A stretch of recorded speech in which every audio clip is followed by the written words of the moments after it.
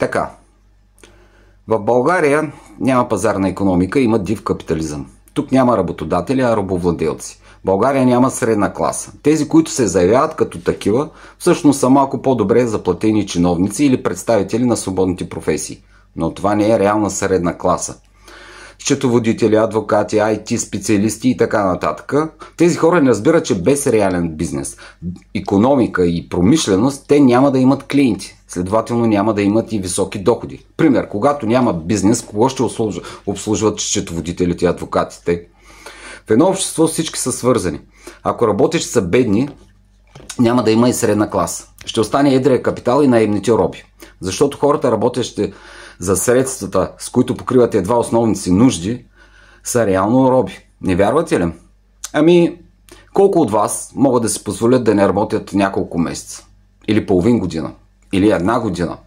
Въобще да не работят. Да си дадат почивка или просто да си потърсят по-добра работа и през това време да се издържат с собствените си спестявания.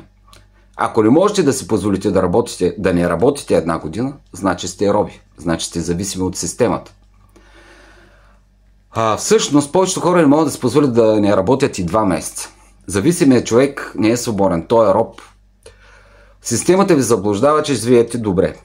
Можете да си купите нов хладилник, пералня, телевизор, компютър, кола втора употреба, може би да направите някакъв малък домашен ремонт. Често това се става чрез малък кредит. Това създава фалшивото усещане за успех. Но замислете се, дали реално вие сте човек, който може да каже, че живее добре.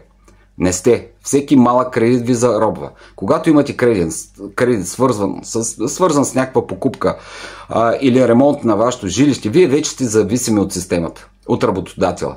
Месечните вноски към банката или бързи кредити ви принуждават да се премирявате с лошите условия на труд.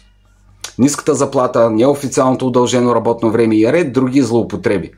Вие търпите, защото сте в зависимост. Защото всеки месец трябва да си плащате вноските към кредитните институции. При това положение, как ще излезете да си търсите правата? Не можете. Системата вече ви е опитомила. Следователно трябва да променим системата. Благодаря ви, че бяхте с нас. До нови срещи!